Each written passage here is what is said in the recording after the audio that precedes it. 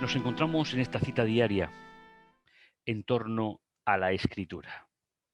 Es un verdadero placer poder compartir con vosotros estos momentos. Momentos del origen de los seguidores de Jesús, estando todavía en Jerusalén. Estamos repasando el interrogatorio que hicieron a Pedro y a Juan por la obra que hicieron con aquel enfermo, sanándolo, que podía caminar. Eso, como hemos visto en el programa anterior, hizo que los dirigentes religiosos se posicionaran. Y hoy vamos a continuar con ese interrogatorio dentro de los encuentros espirituales de cada día, haciendo referencia a la venida, la llegada del Espíritu.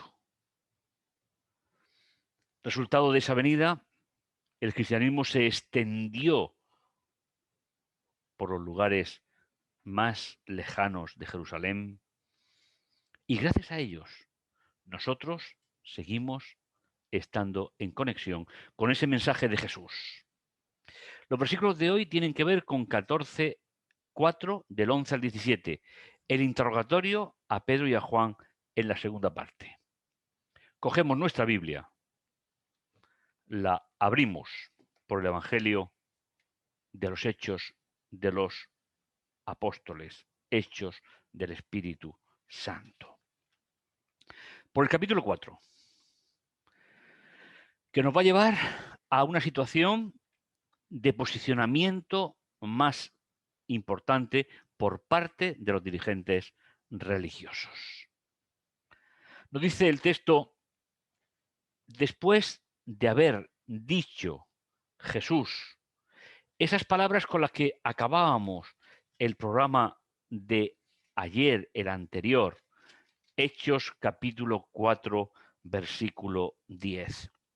Sea notorio a todos vosotros y a todo el pueblo de Israel que en el nombre de Jesús de Nazaret, el Mesías, a quien vosotros crucificasteis, a quien Dios resucitó de los muertos, por él este hombre está sano delante de vosotros.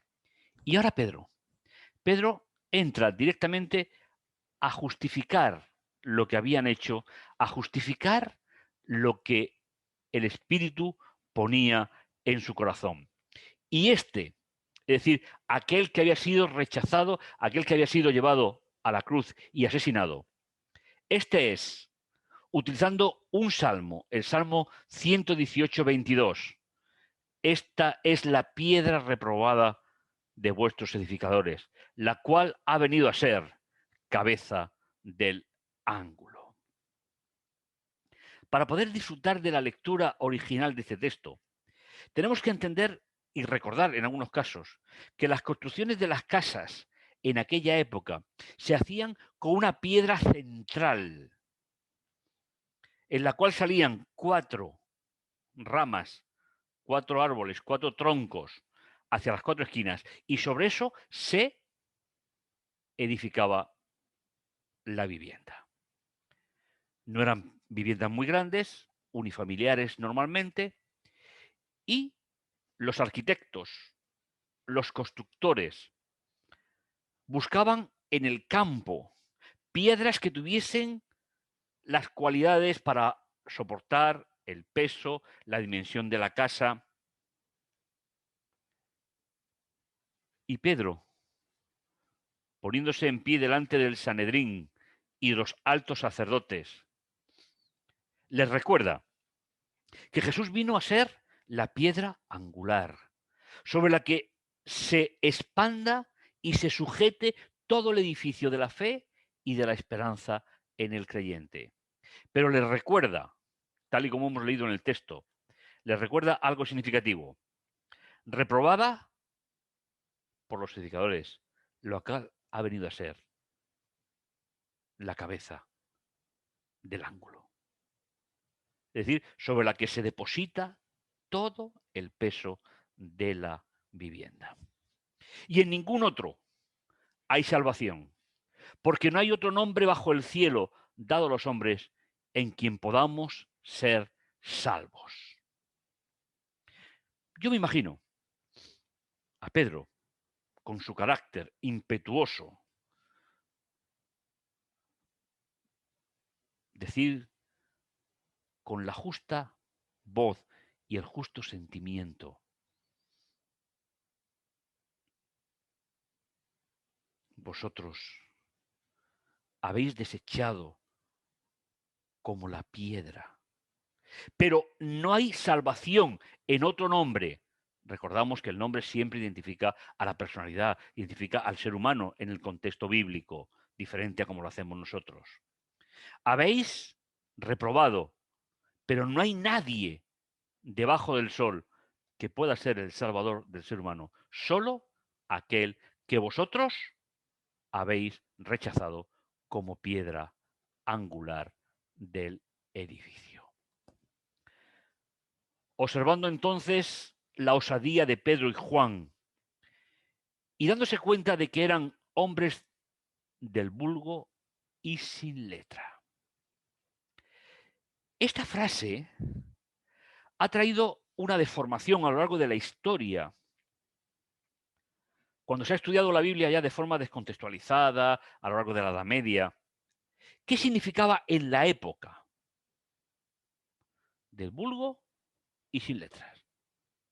Eso no quiere decir para nada que fuesen analfabetos y sin formación, sino que pertenecían, en primer lugar, a las clases media, bajas, trabajadores del pueblo de Israel, y en segundo lugar, que no habían estudiado en las escuelas rabínicas, que no tenían la teología de la época para compartir y, por lo tanto, no tenían la autoridad para compartir ese mensaje.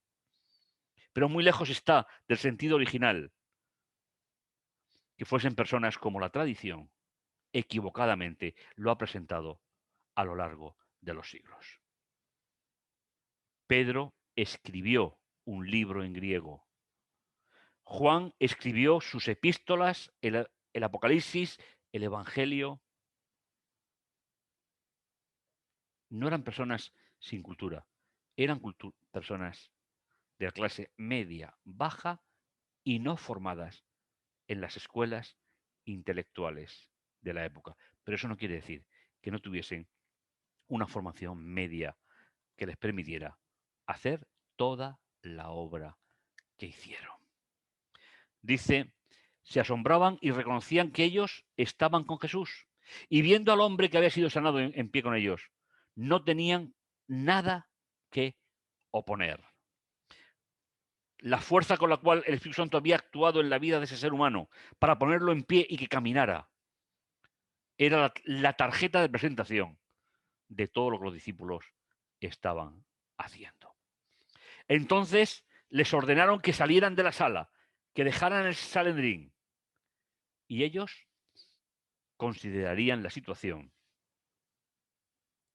diciendo: ¿qué hicimos con estos hombres? ¿O qué hacemos con estos hombres? Porque ciertamente una notable señal milagrosa o una notable señal poderosa ha sido hecha a través de ellos. Manifiesta a todos los que viven en Jerusalén. No podemos negarla. El reconocimiento desde luego es importante.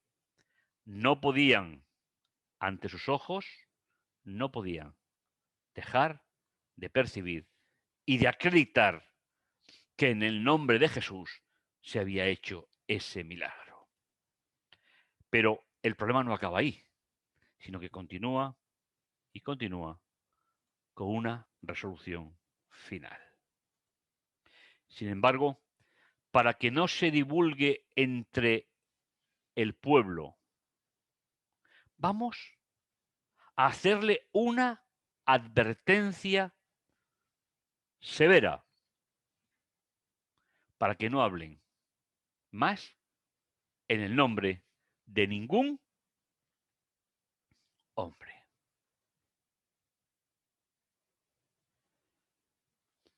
No hay más ciego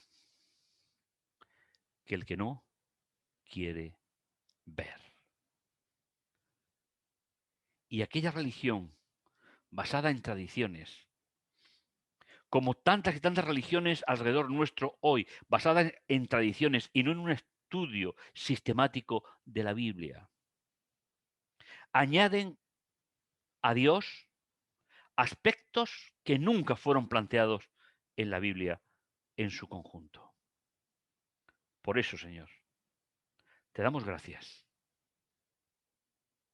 En el momento de la oración, te damos gracias por tener la Biblia, por tener a nuestro lado estos textos que, estudiado de forma conveniente, nos van mostrando camino a camino cómo fue el comienzo de la religión en que creemos y cómo será el final con el regreso de Jesús cuando termine la historia en este mundo. Vamos a orar. Vamos a orar por las personas que están enfermas, las personas que están practicando pues ciertos cuidados en este momento, no porque Dios no lo sepa, sino porque tal vez podamos ser instrumentos en las manos de Dios en algún momento determinado. Oremos. Bendito bondadoso Dios que estás en los cielos, te agradecemos tu amor, tu misericordia. Gracias Padre Santo, ese amor tan especial que tú tienes por cada uno de nosotros. Señor, te agradecemos la vida y nos acordamos de los hermanos que están pasando por dificultades, por problemas. Padre amoroso y tierno, gracias por todo cuanto tú nos das, nos bendices, nos diriges, nos enseñas. Nos acordamos de aquellos que están pasando por dificultades. Señor, ojalá podamos ser instrumentos en tus manos para traer alivio, paz y consuelo a sus vidas. Te lo agradecemos todo, Señor, en el dulce nombre de Jesús. Amén.